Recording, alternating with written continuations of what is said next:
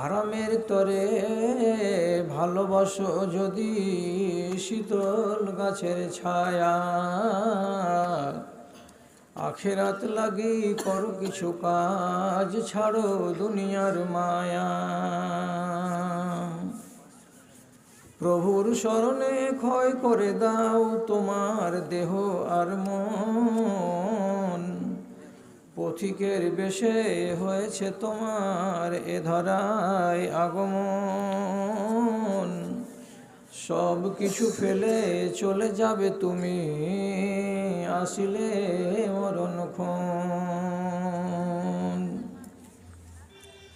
শূন্য হাতে এসেছিলে ভবে, শূন্য হাত চলে যাবে। ধন আর জন গাড়ি আর বাড়ি সবই পড়িয়া রবে রে, সবই পড়িয়া রবে। ছেলে না তোমায় কবরে শোয়াবে, ছেলে না তোমায় কবরে শোয়াবে। পরায়ে বস্ত্র সাদা কাফন, পথিকের বেশে হয়েছে তোমার এ ধরায় আগমন। সব কিছু ফেলে চলে যাবে তুমি, আসিলে মরণক্ষণ রে, আসিলে মরণক্ষণ।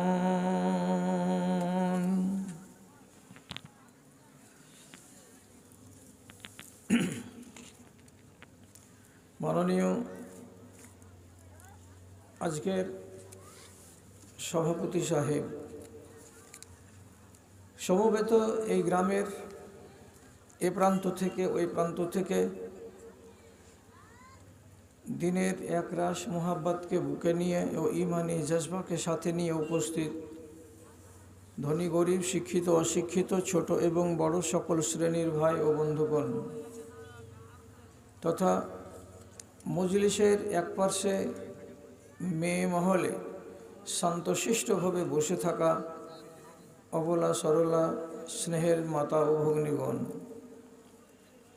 আল্লাহ রাব্বুল আলামিনের শুকর গুজারি করছি যে আপনাদের এই পাড়ার জালসার জীবনে অন্তত একবার হাজিরি দেওয়ার আমার সুযোগ হলো।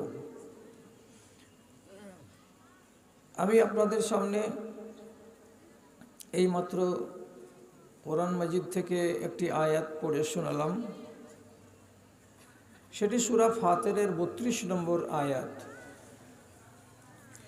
এই আয়াতটিকে সামনে রেখে যে আপনারা সংখ্যায় লোক সামনে বসে আছেন, এই সংখ্যায় যদি টিকেন কিছুক্ষণ, তাহলে ইনশাআল্লাহ জরুরি আলোচনা কটা শেষ করার সুযোগ পাব। আর রাত 12টা বাজার আগেই যদি আপনারা শ্রোতা আপনাদের 12 বেজে যায়, তাহলে কথা অসম্পূর্ণ রেখেই আমি নিজের 12টা বাজার ঘোষণা করব। আলোচনাটা কি করব? প্রথমে একটা কথা আপনি মগজের ভেতরে শক্ত করে এটাকে সংরক্ষণ করুন। সেটা হলো এই যে আল্লাহ রাব্বুল আলামিন এই দুনিয়াতে কিছু মানুষকে বেছে নিয়েছেন আগুনে পুড়াবার জন্য, এবং কিছু মানুষকে আল্লাহ রাব্বুল আলামিন মনোনীত করে নিয়েছেন তাদেরকে সুখের স্থান জান্নাতে সুখের জীবন দেওয়ার জন্য। এর মানদণ্ডটা কি? এর মানদণ্ড হচ্ছে ঈমান। ঈমান কার নাম? যেই ঈমানটা শুধু আমার আপনার কাছে থাকতে গেলে বা একজন মানুষের কাছে থাকতে গেলে বিভাজন সৃষ্টি করবে। কিসের বিভাজন? যার কাছে ঈমান নেই, এটা হলো আগুনের জন্য তৈরি আল্লাহর এক মাখলুক, এবং যার কাছে ঈমান আছে সেই মানুষটাকে আল্লাহ তাআলা তৈরি করেছেন সেই জান্নাতের অধিবাসী হিসাবে। ঈমান কার নাম? সংক্ষেপে বলছি, ঈমান কার নাম? আল্লাহকে বিশ্বাস করা,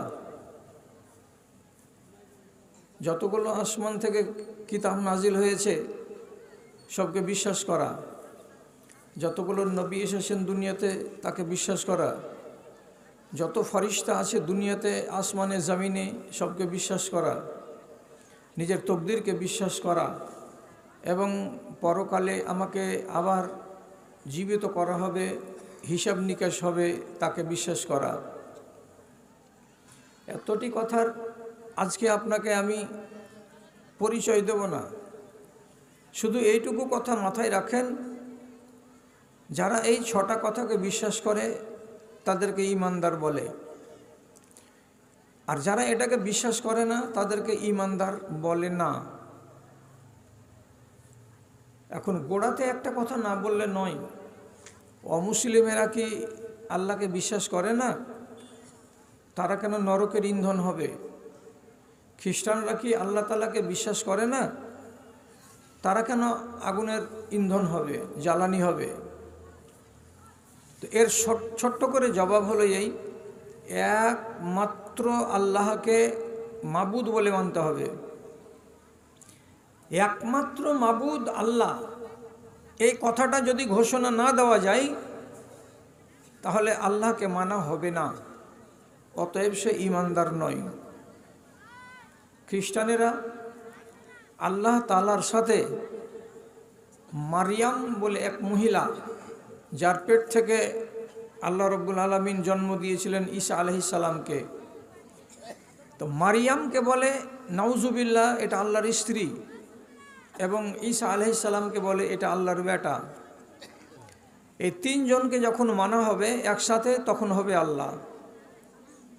ঈসাকে বাদ দিয়ে দিতে গেলে আল্লাহ মানা হবে না, মারিয়ামকে আল্লাহর স্ত্রী বলে ঘোষণা না দিতে গেলে আল্লাহকে আল্লাহ বলে মানা হবে না। এরা হলো পাকা মুশরিক, এদের ঈমান নেই।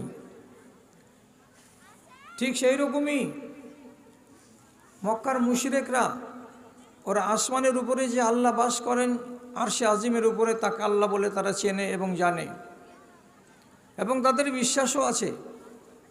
কিন্তু সেই সাথে সাথে তারা দুনিয়াতে চোখের সামনে 8টা 10টা 15টা 20টা 30টা খোদারও পূজা পাঠ করত।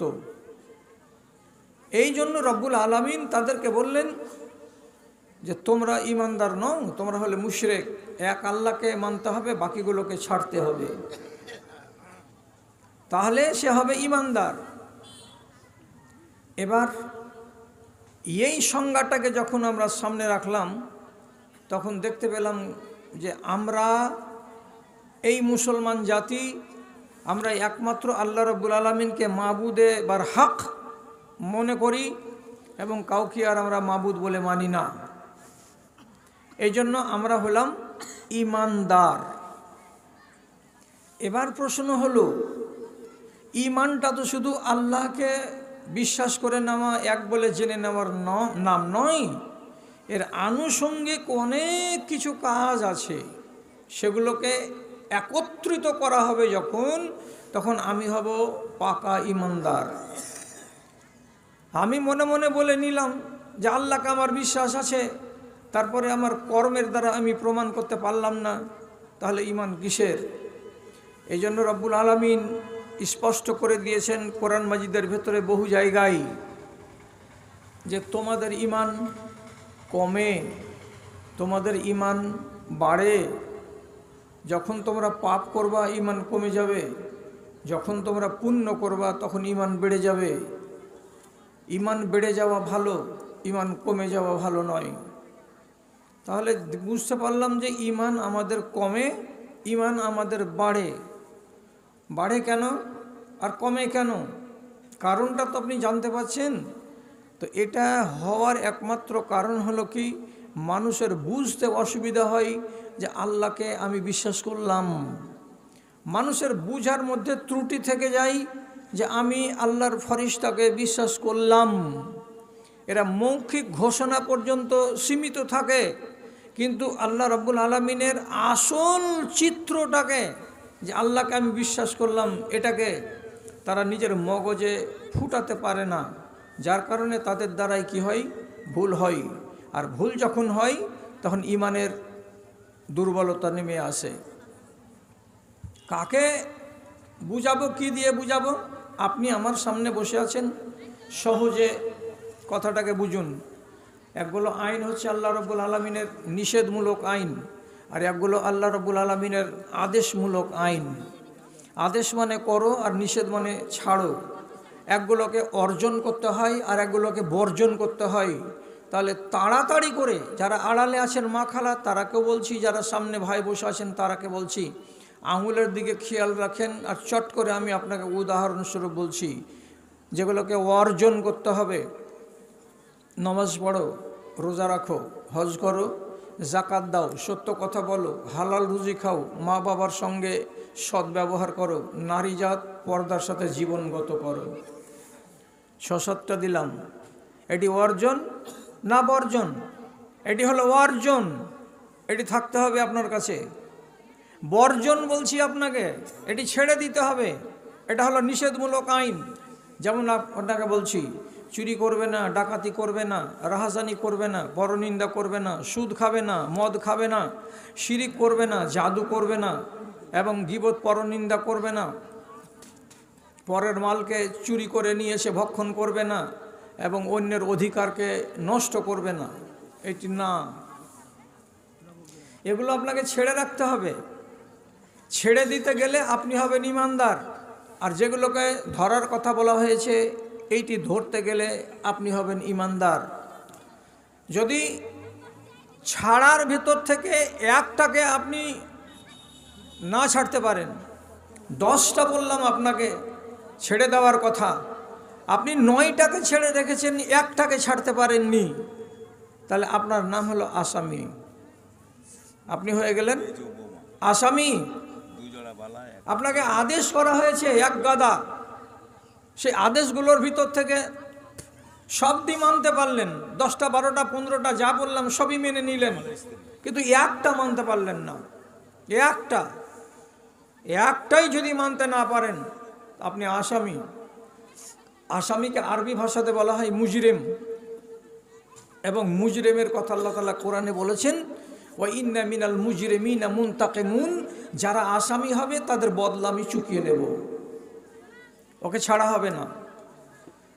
তাহলে জ্ঞানী মানুষকে লম্বা কথাই জ্ঞান কে দেব? আপনাকে শর্টের উপরে বলছি, আপনি এখানে বসে বসে জবাব করুন আর মশলাটাকে ভালো করে শিখে নিন। আল্লাহ তাআলা আদমকে সিজদা করতে বলেছিলেন সকল ফেরেশতাদেরকে, তোমরা সিজদা করো। আদেশ না নিষেধ, বুঝতে পারছেন তো? সিজদা করো।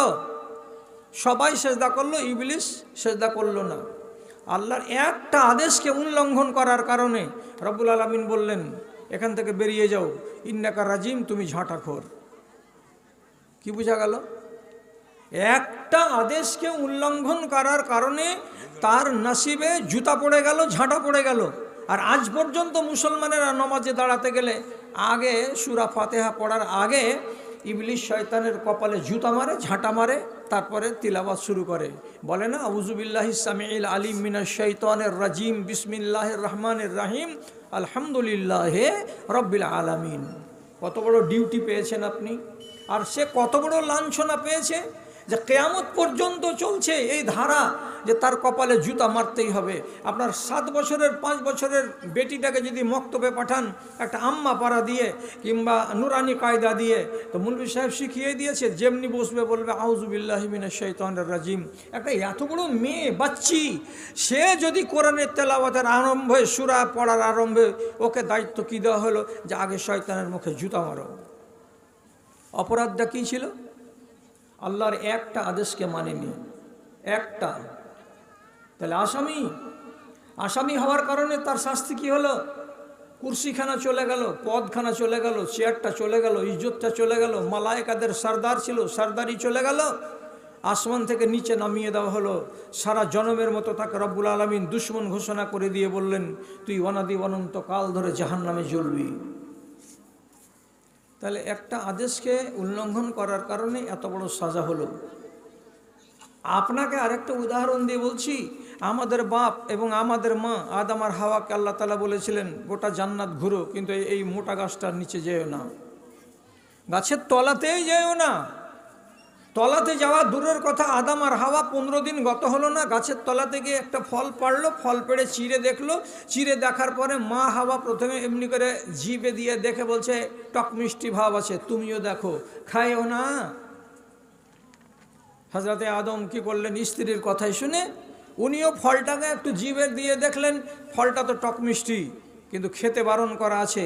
কিন্তু এই কথাটা জানলো না যে আল্লাহ তাআলা নিষেধ করেছিলেন গাছের তলায় যাবে না, তো তোমরা গাছের তলাতেও গেলে আর ফলটাকে তোমরা ফাটিয়ে তার জিভ দিয়ে টেস্টটাকেও বুঝে নিলে। আল্লাহ রাব্বুল আলামিনের একটা নিষেধকে উল্লঙ্ঘন করার কারণে কি আযাবটা এলো আমাদের বাপ আর আমাদের মা আদম আর হাওয়ার উপরে। তফিকা ইয়াকসিফানে আলাইহিমা ওয়ারাকিল জান্নাতে, আল্লাহ তাআলা বলছেন 1 মিনিট গত হলো না, তাদের দুইজনের গা থেকে জান্নাতি পোশাক সব খুলে খুলে খুলে খুলে জমিনে টুকরা টুকরা হয়ে পড়ে গেল, একটাও গোটা হয়ে থাকলো না।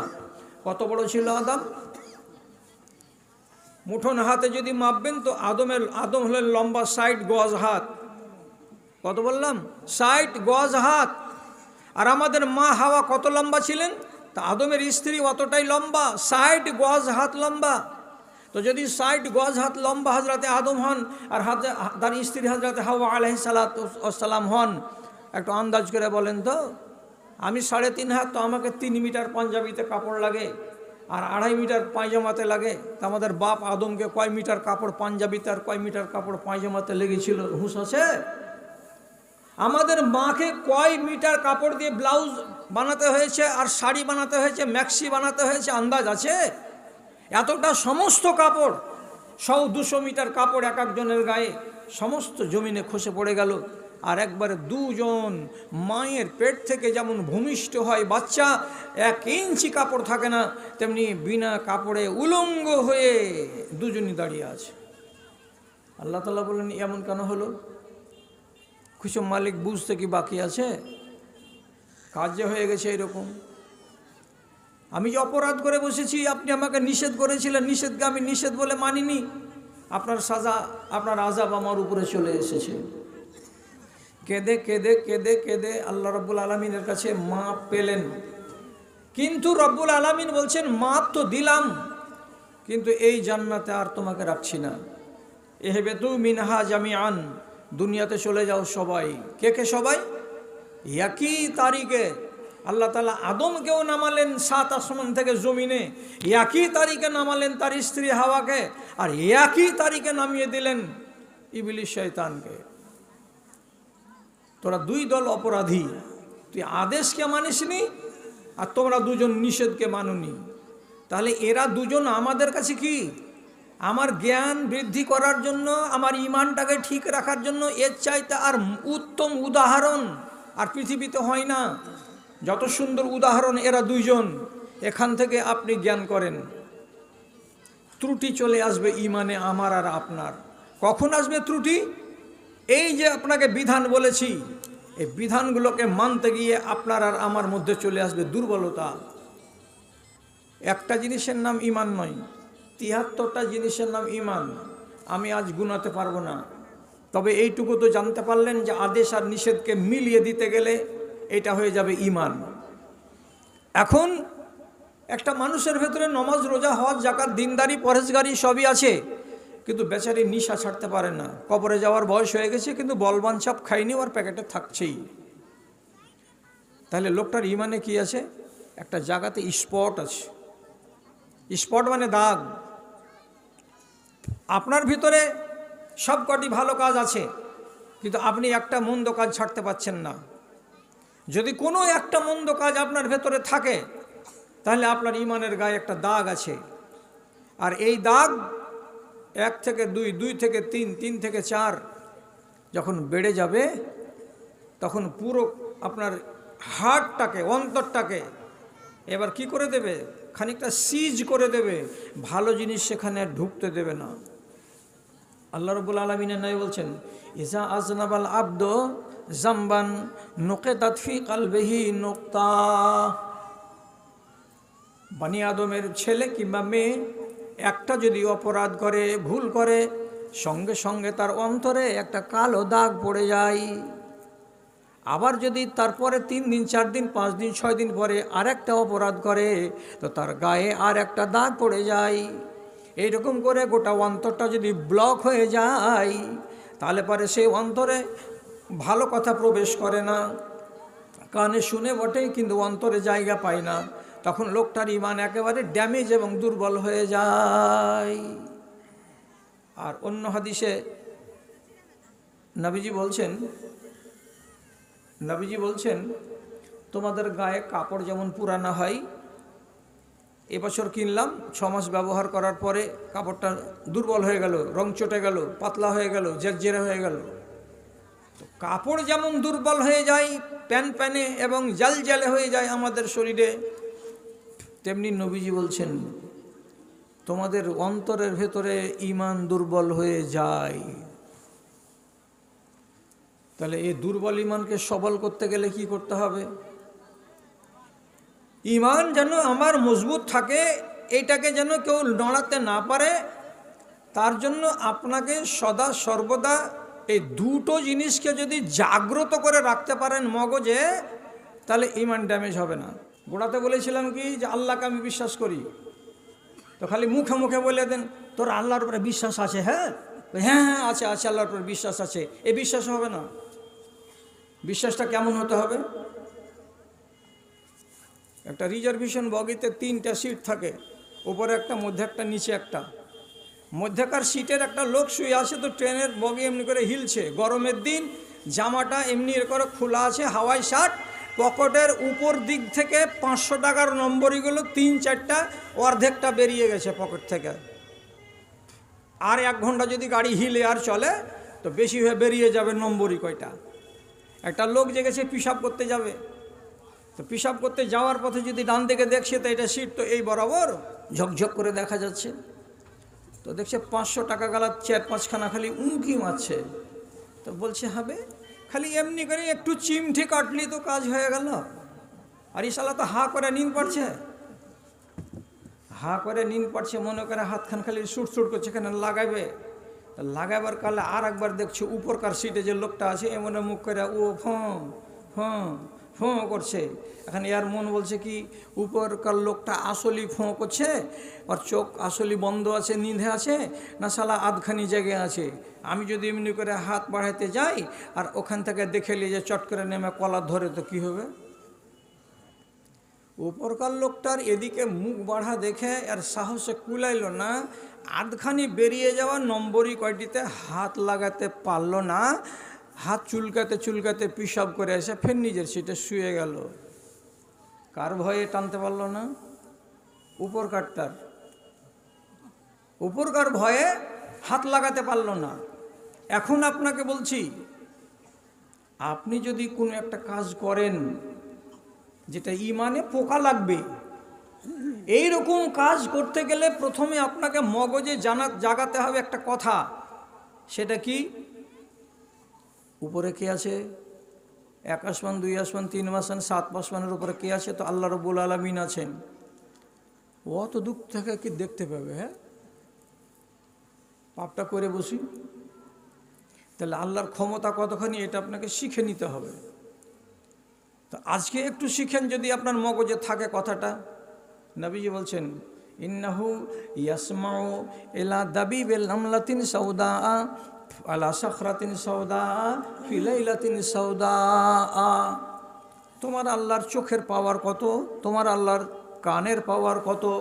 নবীজি বলছেন ঘুটঘুটে কালো অন্ধকার রাতে একটা কালো কুচকুচে পাহাড়ের উপরে একটা কালো পিপিলিকা, 3টাই কালো, কালো রাত, কালো পাহাড়, আর তার উপরে একটা কালো পিপিলিকা। পিপিলিকাটা যে চলছে পিল পিল পিল পিল পায়ে, তো পায়ের তলায় তো নিশ্চয়ই একটা আওয়াজ হবে। নবীজি বলছেন এত ক্ষুদ্র একটা প্রাণী কালো পিপিলিকাটা, তার পায়ের তলায় আওয়াজ যে বেরিয়ে আসছে, আমার রব বলছেন তার পায়ের তলার আওয়াজটাও আমি আরশে আজিমে বসে শুনতে পাই। আর এক রিওয়ায়াতে বলছে তিনটা অন্ধকারের ভেতরেও কালো পিপিলিকাটা যে হাঁটছে, পূর্ব দিকে হাঁটছে না পশ্চিম দিকে হাঁটছে, উত্তর দিকে যাচ্ছে না দক্ষিণ দিকে যাচ্ছে, আমার রব আল্লাহ রাব্বুল আলামিন আরশে আজিম থেকে তাকে দেখতে পাই। তিন অন্ধকারে। এবার আপনি যেটা পাপ করতে গেছেন তো সেটা তো বাল্ব জ্বালিয়ে, বিছানাতে শুয়ে, বালিশে হিলান দিয়ে, আর নিজের 22,000 টাকা দামের মোবাইল খুলে দিয়ে, নেটকে চালু করে দিয়ে আপনি ফেসবুকে চ্যাটিং করছে। ও বেটি ছেলেটার বাড়ি গুজরাট, তো ও কোথায় বাড়ি আর আপনার কোথায় বাড়ি, আর মোবাইলের ভেতরে ভেতরে আপনাদের সংযোগ, সব কিছু পাপ এখান থেকে হতে আছে। এমন পর্যন্ত কি মোবাইলের মারফতে ও নিজের শরীরের এখান সেখানকার ছবি ওখানে পাঠাচ্ছে, ওখান থেকে ওর ছবি এখানে চলে আসে। দুই নালায়েক মালাউন, একজন এখানে কটবিস করছে, ওখানে একজন কটবিস করছে। আচ্ছা, তোমার এই যে হাতটা এইভাবে চলছে সুইচগুলোর উপরে, আর চ্যানেলকে চেঞ্জ করছো, একবার এখানে পাঠাচ্ছ একবার ওইখানে পাঠাচ্ছ, তোমার মগজে কি কথাটা ভাসে না যে তোমার মোবাইল পর্যন্ত, তোমার আঙুল পর্যন্ত আল্লাহ রাব্বুল আলামিনের নজর আছে? যদি বলে শুনলাম জানলাম, হ্যাঁ আল্লাহ রাব্বুল আলামিন এটা দেখতে পাচ্ছেন, তো তাহলে আল্লাহর সামনে তুমি এত বড় অন্যায় করতে পারো যে হ্যাঁ পারি, তাহলে তোমাকে মুমিন কেন বলবো? আল্লাহ বলছেন বাইরে যা, তোর মতন চামারকে কে মুমিন বলে? আর আপনি বলবেন বেরিয়ে যা। এ কথাটা কোনখানে কোরআন মাজিদে আছে? যদি আপনার রাঙ্গাইপুর গ্রামের ভেতরে যেটা আলেমের উপরে বিশ্বাস বেশি আছে, আপনি তাকে দিয়ে সার্টিফাই করবেন আমার কথাটা যদি মিথ্যা হয়। আল্লাহ রাব্বুল আলামিন স্পষ্ট করে কোরআন মাজিদের ভেতরে বলছেন, ফামান শাআ ফালিউমিন ওয়া মান শাআ ফালিয়াকফুর। যার মনে হবে ঈমান আনবে আমার উপরে, আর যার মন হবে না যে সে ঈমান আনবে না। ঈমান যদি না আনো, আমাকে বিশ্বাস না করো, ইন্না আতাদনা লিয-যালিমিনা নারান আহাতাত বিহি সুরাদিকুহা। ওই রকম জালেমদের জন্য আগুন তৈরি করা আছে, আগুনকে জাল দেওয়া আছে, আগুনকে তেজ করা আছে। ওখানে যখন তোমাকে ঢুকানো হবে, তখন তোমার পাছায় রুল মেরে মেরে, গরু হাঁকা করে, গাধা হাঁকা করে পিটিয়ে জাহান্নামে ভরা হবে। সূরা জুমার লেখা আছে। মাদ্রাসার আশেপাশে অনেক মৌলবি আছে, কাউকে জিজ্ঞেস করেন। যে ব্যক্তি আল্লাহর এই ক্ষমতাটাকে অস্বীকার করলো বলেই পাপের কাজে হাত দিতে তার অসুবিধা লাগলো না, তাহলে পরে এই লোকটা আল্লাহর সামনে ডাকাতি করছে যে আল্লাহ তোমাকে আমি মানি না। তাহলে তুমি ইমানদার কিসের? আর তোমার মতো লোকটার জন্য আল্লাহ জান্নাত তৈরি করেছেন, এত ভাবনা কিসের? অসম্ভব ভাবনা এইরকম। আমি আর আপনি যখন এরকম করে মদের ভাট্টিতে গিয়ে মদের বোতলকে কিনে নেওয়ার পর আমি গিলাসে ঢালছি, আপনি নিজে একবার বলেন তো এই গ্লাসের দিকে আল্লাহর নজর আছে না নাই? এ বোতলের ঠিপি খুলছি, আল্লাহ তাআলা আমাকে দেখতে পাচ্ছেন না? আপনি যদি বলেন যে এগুলো সব হলো নগণ্য কথা, এগুলো ছোটোমাটো কথা, এগুলো আল্লাহ তাআলা দেখেন না। যদি আল্লাহ দেখেন না বলেন, তাহলে সরাসরি কোরআনকে অস্বীকার করা হলো। কেন যে আল্লাহ রাব্বুল আলামিন স্পষ্ট কোরআনে বলেছেন, ফাইন্নাহু লা ইয়াযুবু আনহু মিসকালা যাররাতিন। আল্লাহর চোখ থেকে একটা জাররা পরিমাণ জিনিস এদিকে নেই ওদিকে নেই। আপনার বিশ্বাস হয় না যে আল্লাহ এতগুলো ক্ষমতা রাখেন? আপনি মোবাইলটাকে চার্জ করলেন 998 টাকা দিয়ে, তো মোবাইলে মেসেজ কি এলো? আজকে 9 তারিখের দিন 12টা বেজে 25 মিনিটে তুমি রিচার্জ করলে, যেদিন 90 দিন হয়ে যাবে সেই দিন 11টা বেজে 29 মিনিটে আপনার নেট বন্ধ। আপনি কে ওকে খবর দিলে যে আমার আজ পুরে গেল দিন? কয়টা মোবাইল আছে ভারতবর্ষে? কয়টা লোকের কাছে? সংখ্যা বলছে এখন ভারতবর্ষের নাগরিকদের কাছে টোটাল মোবাইলের সংখ্যা আছে 11.5 কোটি। 11.5 কোটি লোকের মোবাইল আছে পকেটে। তো এতটি হিসাব কে রাখছে? তো ধীরুভাই আম্বানির বেটা অনিল আম্বানির কাছে একটা কম্পিউটার আছে, সেই কম্পিউটারের সমস্ত হিসাব রাখছে যে 11.5 কোটি লোক কবে কয় টাকা রিচার্জ করেছে, কবে ওর দম যাবে, কবে ওর কি ফুরাবে, সব অটোমেটিক হতে আছে, অটোমেটিক হতে আছে। তো এইটা তোমার বিশ্বাসে আসছে, আর আল্লাহ রাব্বুল আলামিন তোমার ঘরের কোণাতে একটা মোবাইল টিপছো তুমি হারামি কাজে, আর এটার দিকে আল্লাহর নজর যাচ্ছে না, তাহলে আল্লাহ তাআলাকে কি তুমি এত অযোগ্য মনে করো? আল্লাহ দেখতে পাই না? ইন্না লিল্লাহ। এই জন্য আল্লাহ তাআলা কোরআনে বলছেন, চোখ দিয়ে দেখো, জ্ঞান করো, আর করার পরে যদি আল্লাহকে মানতে না পারো, দরজা খোলা আছে। ইচ্ছা হয়তো ইমানদারি করো, ইচ্ছা না হয়তো বেঈমান হয়ে যাও, তোমার জন্য 7 খুন মাপ। যত মজা মারার আছে দুনিয়াতে মেরে যাও, মেরে যাও, মেরে যাও। চাঁদির থালিতে ভাত খাও, সোনার থালিতে ভাত খাও, সোনাকে ব্যবহার করো, সুদ খাও আর মদ খাও, আর মাগিবাজি করো, লাম্পটি করো, এই করো আর সেই করো, যত ইচ্ছা তত করো। হযরত উমর রসুলুল্লাহর পিঠে চাটাইয়ের দাগ দেখেছিলেন, বিনা ক্যাঁথাতে শুয়েছিলেন নবীজি। হযরত উমরের চোখে পানি এলো। তারপরে রসুল বললেন, কাঁদছো কেন? বলছে, আল্লাহ পাক রসুল, রোমের সম্রাটেরা আর কেসরা কাইসার ইরানের সম্রাটেরা ওরা 8 ইঞ্চি গদিতে ঘুমায়, আর আপনি খেজুরের চাটায় ঘুমাচ্ছেন, পিঠে কেমন খেজুরের চাটায় নকশা উঠে গেছে, আপনার চোখে জল আসছে আমার। রসুল্লাহ বললেন, এটা হলো দুনিয়া, দুনিয়াতে ওদেরকে মজা মারতে বলা হয়েছে, আমাদেরকে আল্লাহ তাআলা মজা করতে বলেনি। ফাইনাল আহমদ দুনিয়া ওয়ালানা আল আখেরা, আমাদের জন্য আল্লাহ তাআলা আখেরাত তৈরি করে রেখেছেন। আখেরাতকে যারা চাইবে তারাকে কানে একটু টাটি লাগাতে হবে, আখেরাত যারা পছন্দ করবে তাদেরকে চোখে একটু টাটি লাগাতে হবে, আখেরাতকে যারা পছন্দ করবে তাদের মুখে একটুখানি টাটি লাগাতে হবে। এমনি পাওয়া যাবে না জান্নাত। ঈমান নষ্ট হচ্ছে এতে। ভাই আমার, এবার আপনাকে আর একটা কথা বলি, ফরিশতাকে আপনি বিশ্বাস করেন? 2 নম্বর এটা, ফরিশতাকে আপনি বিশ্বাস করেন? আপনি বললেন হ্যাঁ বিশ্বাস করি, তাহলে এই বিশ্বাস করলাম তো হয়ে গেল? এই বিশ্বাসে আমার ঈমান যোগাবে না, বরং ফরিশতার ক্ষমতাকে আপনাকে বিশ্বাস করতে হবে। কি ক্ষমতা আল্লাহর ফরিশতাদের? কে কোন কাজে আছে? একটা ফরিশতা দাঁড়িয়ে আছে কতকাল থেকে, আর মুখে এরকম একটা লম্বা বাঁশি আছে, মহিষের সিং যেমন হয়, আগালের দিক মিহি হয় আর গোড়ার দিক চওড়া হয়, এরকম সিংয়ের মতো একটা বাঁশি ও বেচারে মুখের কাছে লাগিয়ে নিয়ে চুপচাপ দাঁড়িয়ে আছে। 1 সেকেন্ড দেরি করবো না, যেমনি আল্লাহ তাআলা বলবেন ফু বাজিয়ে দেব। বাজিয়ে দিতে গেলে দুনিয়া ধ্বংস হবে, বাজিয়ে দিতে গেলে আবার দুনিয়া থেকে মানুষ কবর থেকে ফুঁড়ে ফুঁড়ে বেরোবে। ইসরাফিল, এটাই দায়িত্ব। সারা পৃথিবীর মাটিতে আল্লাহ তাআলা বৃষ্টি বর্ষণ করবেন, গাছগাছড়াতে ফল আসবে, মুকুল আসবে, জমি সরসবজ হবে, জীবিত হবে, ফসল তৈরি হবে। বর্ষা কে বর্ষাবে? মিকাইলকে বলা হয়েছে, তোমাকে এই ডিপার্টমেন্টে রাখা হলো।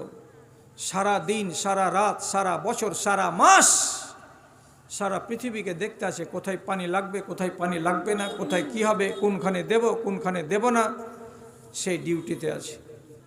এগুলো ফরিশতাকে আল্লাহ রাব্বুল আলামিন নিযুক্ত করে রেখেছেন। পৃথিবীর কোন মেয়ে ছেলের পেটে আজকে তার বাচ্চাটার বয়স 120 দিন হলো? কি বললাম? কোন মেয়ে ছেলেটার পেটে তার বাচ্চার বয়স 120 দিন হলো? একটা মাংসপিণ্ড 300 গ্রাম ওজন হবে, 250 গ্রাম ওজন হবে, এত বড় একটা মাংসপিণ্ড।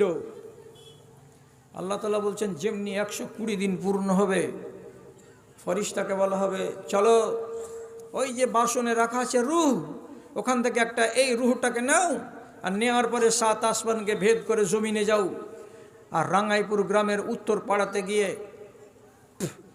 ওইখানে যাও, দেখো টাটির ঘরের ভেতরে, পুরুব ঘরের ভিতরে ছকিতে শুয়ে আছে একটা মেয়ে ছেলে। ওই মেয়ে ছেলেটার পেটের ভেতরে একটা বাচ্চা আছে, তার বয়স 120 দিন আজকে পুরা হচ্ছে। ওর পেটের বাচ্চাটার ভেতরে রূহ ফুঁকে দাও। বাচ্চাটা কতটি খাবে বড় হয়ে, দানাটি লিখে দাও। বাচ্চাটা বড় হয়ে ভালো মার্কা হবে না ছুছুন্দর মার্কা হবে, লিখে দাও। বাচ্চাটা কত বছর বয়সে মারা যাবে, লিখে দাও, দিয়ে চলে এসো। আপনি বলুন এরকম বেটি ছেলে কটা আছে দুনিয়াতে? হিসাব করে দিতে পারবেন আপনি? ভারতবর্ষের অঙ্ক বলছে শুধু গোটা ভারতবর্ষে প্রতি মিনিটে 27টা করে বাচ্চা পয়দা হয়। কি বললাম? গোটা ভারতবর্ষে প্রতি মিনিটে 27টা করে বাচ্চা পয়দা হয়। এই অঙ্ক অনুযায়ী যদি বলি যে ভারতবর্ষের মাটিতে সারা মিনিটে কমসে কম 30টা করে বাচ্চা নতুন তৈরি হয়, অঙ্ক ভুল হবে? ভারতের অঙ্ক যদি এটা হয় তো সারা পৃথিবীতে কতটি মানুষ আছে? 765 কোটি মানুষ আছে। 765 কোটি মানুষের ভেতরে আপনি অঙ্কতে ধরেলেন না এমনি মোটামুটি করে যে 300 কোটি মায়া আছে যাদের পেটে বাচ্চা আছে বা বাচ্চা হয়।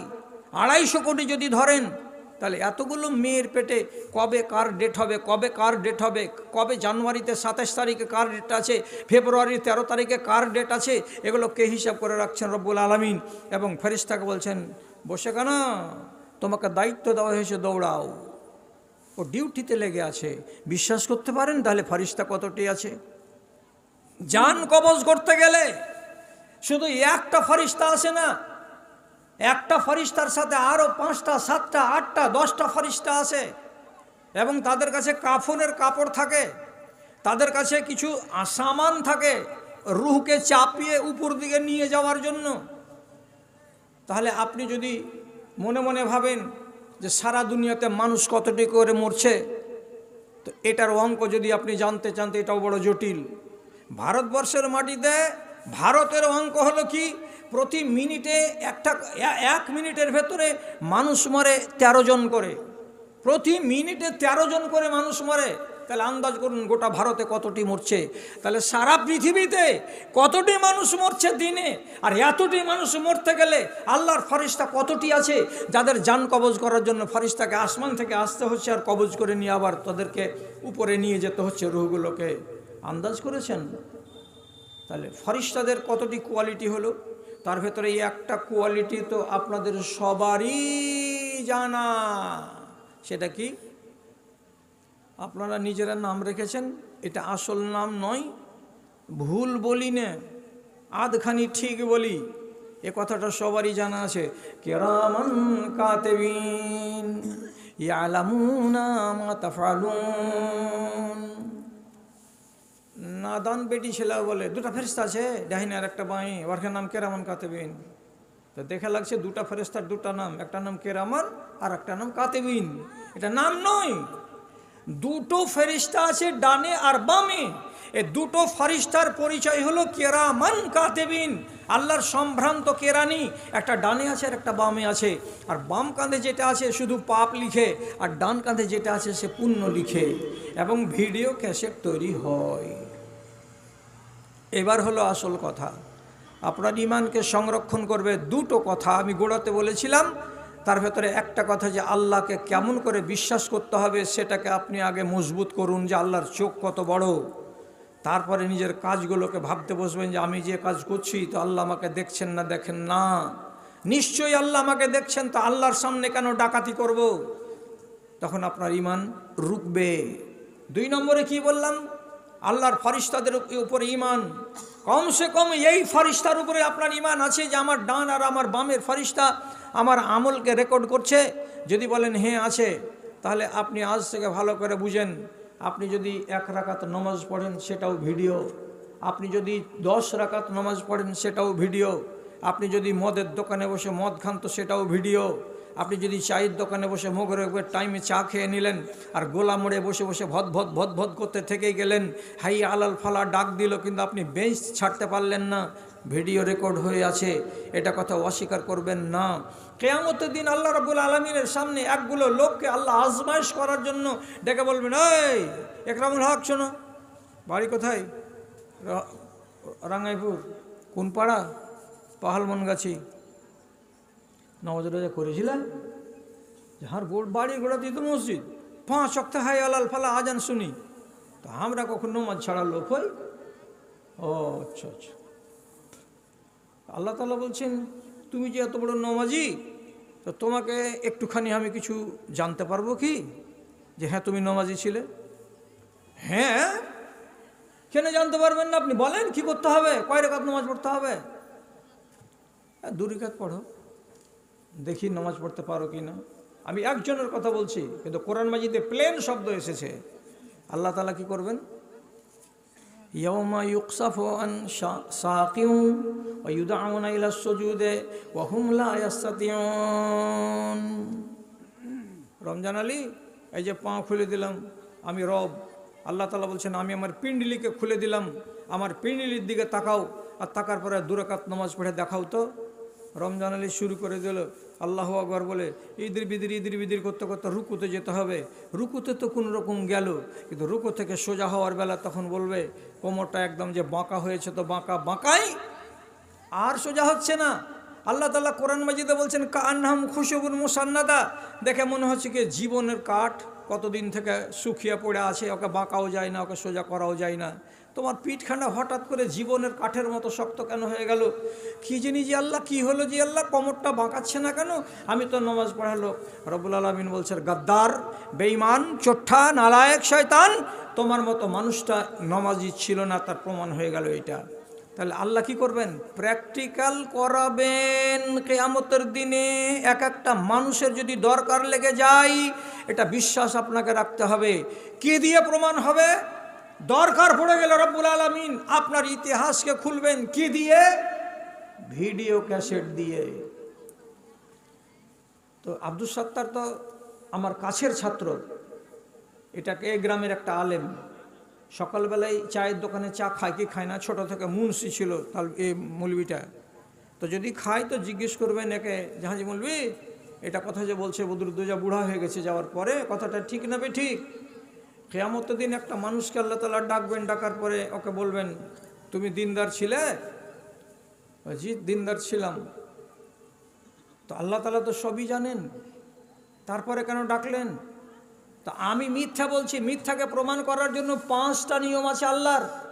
একটা নিয়ম আপনাকে আজকে বলছি।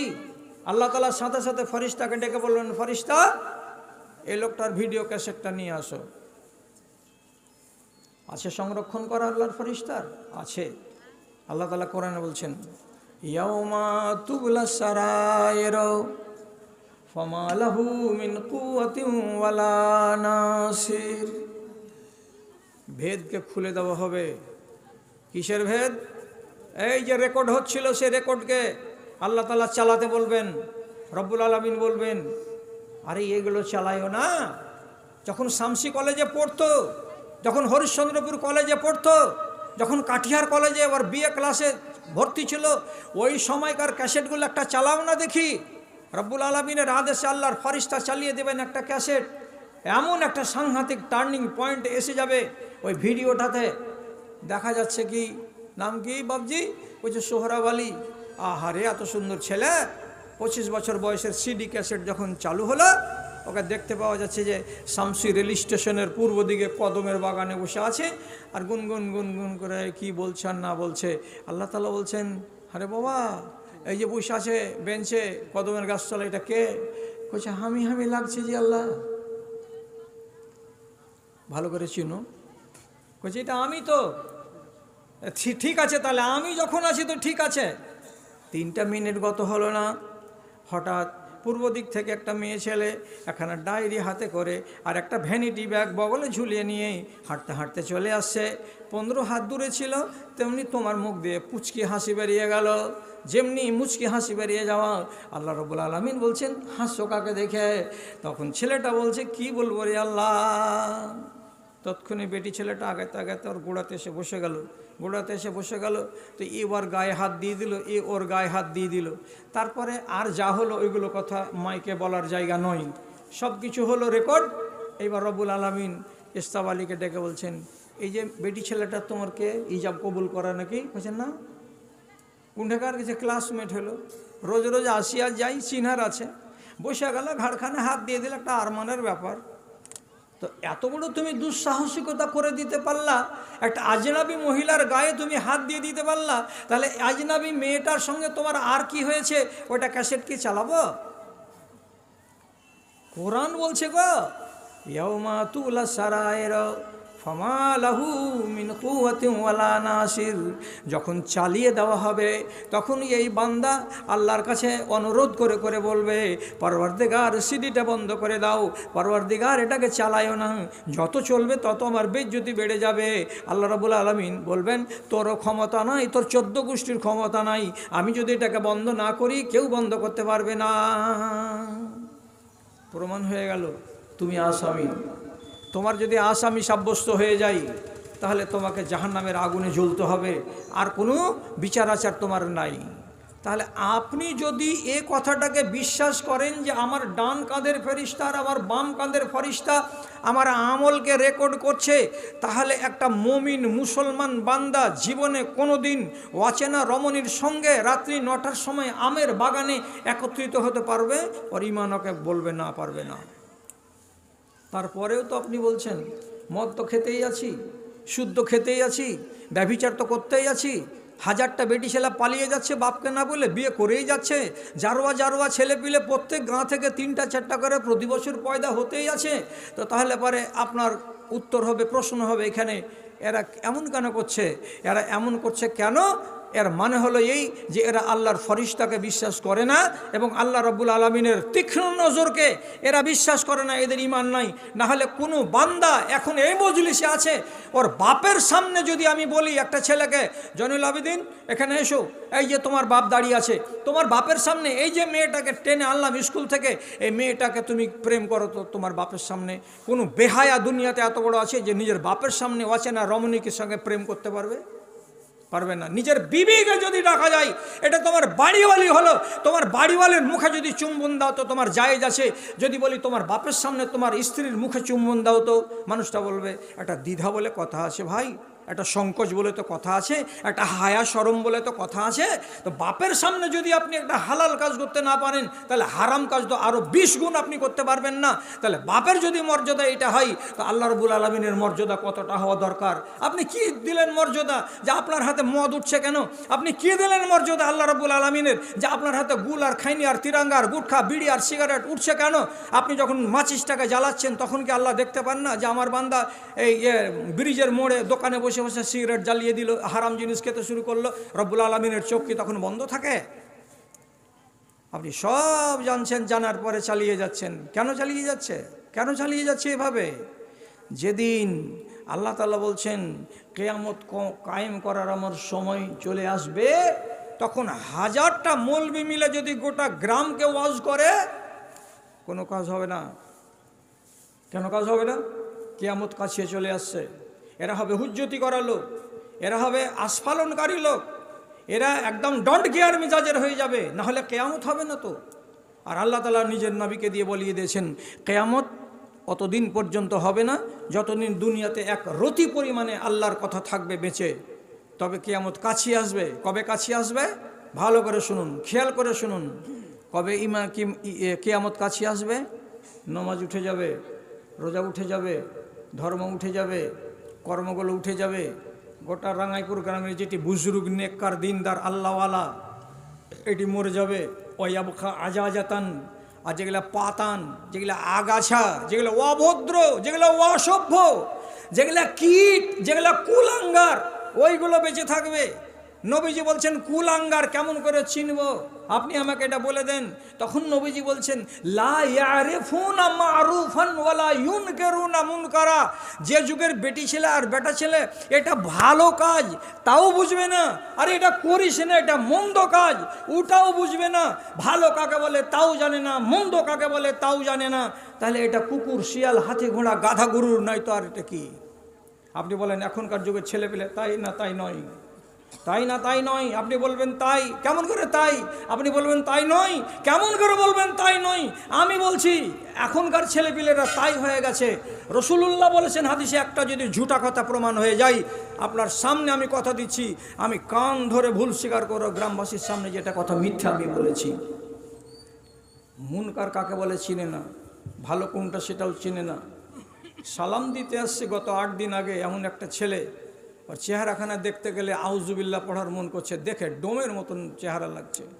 আসসালামু আলাইকুম, আপনার ওয়াজ খুব শুনি মাওলানা, আপনার খুব ওয়াজ শুনি আমি। তো ওয়াজ শুনিস শুধু, খালি তোর দিলের ভিতরে মোহর লাগা আছে, এই শোনাতে কাজ হবে না। তো কানে দুটা লিড লাগা আছে, এই যে মোবাইলের কথাগুলো শোনার জন্য দুটো লিড কানে ঢুকানো আছে। আর মুসাফা করতে এসছে আমার সঙ্গে, ঝাড়খণ্ডের কথা বলছি, আসসালামু আলাইকুম, আপনাকে খুব ভালোবাসি, আপনার ওয়াজ শুনি। তা আমি যখন মনে মনে ভাবছি যে তুই যখন আমার ওয়াজ শুনিস, তো তোর একটা লিড গেলা আমি খুলে শুনে দেখি, গল্পর তালে তালে ফট করে একটা টেনে নিয়ে আমি নিজের কানে যেতে লাগাছি। তো কানে তো চট করে এদিক ওদিক করে, আর থাম না রে বাবা, তুই এত আমাকে ভালোবাসিস, তো আমাকে তোকে ভালোবাসতে হবে না? একটা লিড একটা কানে লাগিয়ে যদি একটু শুনে দেখে তো কী আছে, শুনিয়ে না না ভালো জিনিস নাই। তা আমি দেখি না, কানে যদি লাগাচ্ছি কাছে, ভিগে ভিগে ঠোঁট তেরে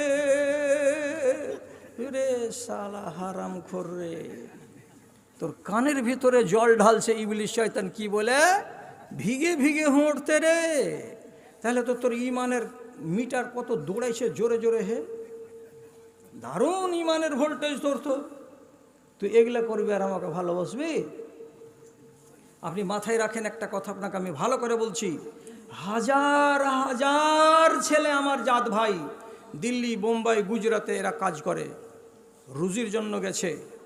এদের ভেতরে 100, 200, 300 ছেলে এমন আছে যারা 3 ওয়াক্ত নামাজকে একবারে কাজা করে। রাতের বেলাতে একটু যদি ভিডিও টিডিওগুলো দেখে তো অন্তত পক্ষে চোট্টাগিরি করে না। আবার এদের ভিতরে এমন কুলাঙ্গার আছে যারা সারা সারা রাত ধরে ভিডিও শুনছে, দেখছে, আর গেম খেলছে পাবজি, আর মিলিটারিকে মারছে একে, আর পাকিস্তানকে জিতাইছে, ভারতকে হারাইছে, ভারতকে জিতাইছে, বাংলাদেশকে হারাইছে। এই করতে করতে করতে করতে করতে করতে রাত 12টা 1টার সময় আবার ঘুমাচ্ছে। এদের ভেতরে কিছু ইমানদার আছে, আর কিছু কিছু আছে চোট্টা। আমি কেমন করে বুঝতে পারি? আমার তো 7 মাস বিদেশ করা।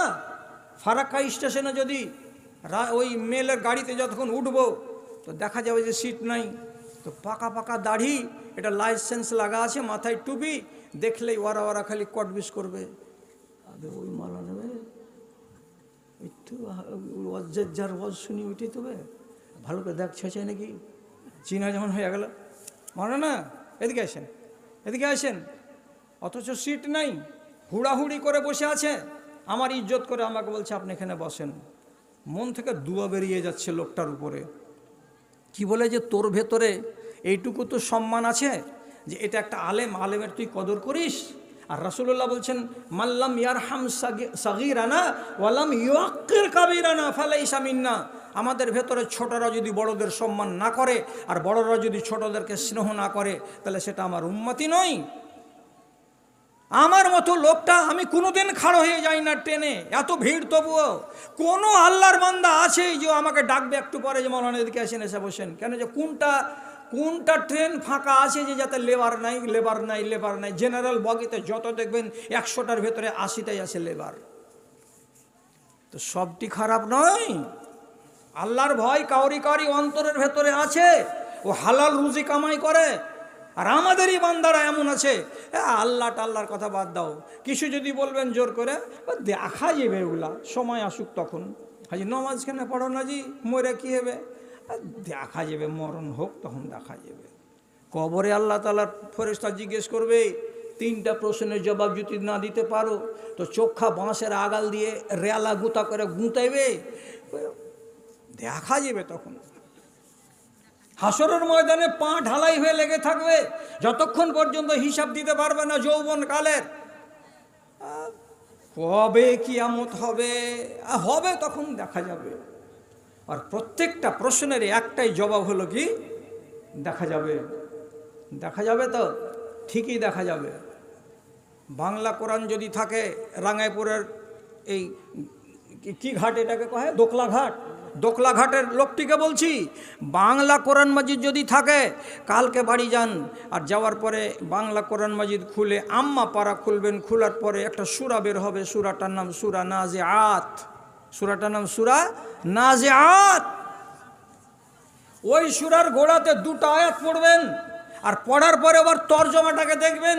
আর যদি টিকা লেখা থাকে আশেপাশে কোরআনটার, তো টিকাগুলোকে পড়বেন। আল্লাহ তাআলা বলে দিয়েছেন জান কবজ করা হয় মানুষের দুই রকম করে, আপনার জন্য একটা, আমার জন্য একটা, এই ভাইয়ের জন্য একটা, ওই ভাইয়ের জন্য একটা, এই দুটোই নিয়ম, তিনটা নিয়ম নাই। আর আমার জন্য দুটোই হবে, আপনার জন্য দুটোই হবে, এটা হবে না। কোনো একটা নিয়ম আপনার উপরে প্রযোজ্য হবে, আর একটা নিয়মের মধ্য দিয়ে আপনার জানটাকে কবজ করা হবে। কটা নিয়ম আছে কোরআনে বর্ণনা? দুইটা। কি কি? ভালো করে দেখেন। আল্লাহ তাআলা বলছেন ওয়ান্নাজিআতে গারকা ওয়ান্নাশিতাতে নাশতা। তোমাকে আল্লাহর ফেরেশতা ঘরে ঢুকবে, ঢোকার সময় দূরে থাকতেই আওয়াজ দিবে। পৃথিবীতে যত নবী এসেছেন সব নবীর জান কবজ করার আগে পারমিশন নিয়েছে মালাকুল মউত। আর পাবলিকের জান কবজ করার বেলাতে মালাকুল মউত পারমিশন নিবে না, সরাসরি চলে আসবে ঘরের ভেতরে।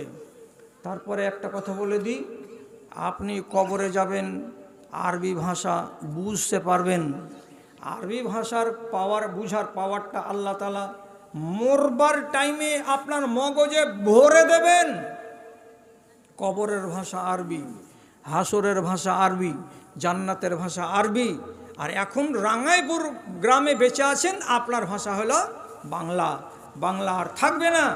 যখনই মালাকুল মউত আসবে দুটার একটা আপনাকে আওয়াজ দেবে।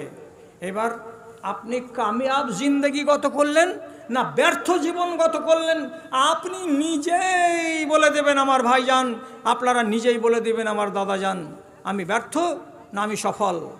কিন্তু আপনার কাছ থেকে সংবাদটা বাকি দুনিয়ার লোকটি জানতে পারবে না।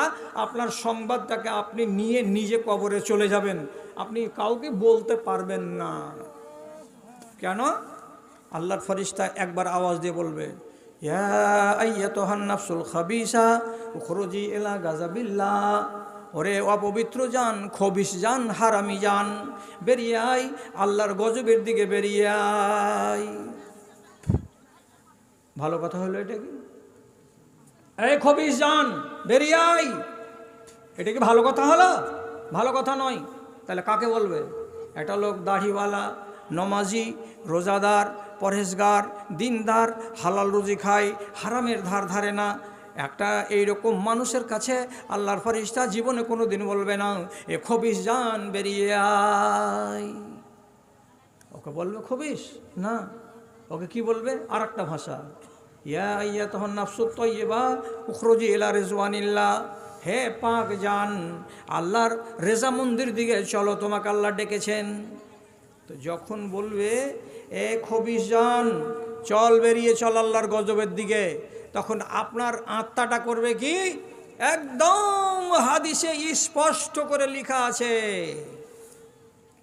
একবার লুকাবে কোখার দিকে, একবার লুকাবে পিঠের দিকে, একবার লুকাবে পায়ের দিকে, একবার লুকাবে মগজের দিকে। ফেরেশতার হাতে উঠতে চাইবে না। যখনই উঠতে চাইবে না তখন আল্লাহর ফেরেশতা এবার জোর করে জানটাকে বের করবে। কেমন করে জানটাকে বের করবে? ওয়ান্নাজিআতে গারকা। তোমার রক্তের ভেতরে আল্লাহর ফেরেশতা ঢুকে যাবে, তোমার রন্ধ্রের ভেতরে আল্লাহর ফেরেশতা ঢুকে যাবে। আর পায়ের দিক থেকে চিপে চিপে চিপে চিপে চিপে চিপে নিংড়িয়ে নিংড়িয়ে জানটাকে বের করবে। যেমন মেয়ে ছেলে গুঁঠা তৈরি করার কালে পুয়ালকে বেড় লাগাই আর কাঁচা গোবরকে ধরে ধরে এমনি করে চিপে চিপে চিপে চিপে আছাড় মারে আর সাইজ বানাই, ওই রকম করে চিপে চিপে চিপে চিপে নিংড়ে বের করবে ক্রুটা। কত ঠেলা লাগবে! ইক্ষু ঢুকাই গোটা, আর রস বেরিয়ে গেলে পিছন দিক দিয়ে বেরোয় ছোবড়া, দেহটাকে ছোবড়া বানিয়ে রেখে দেবে।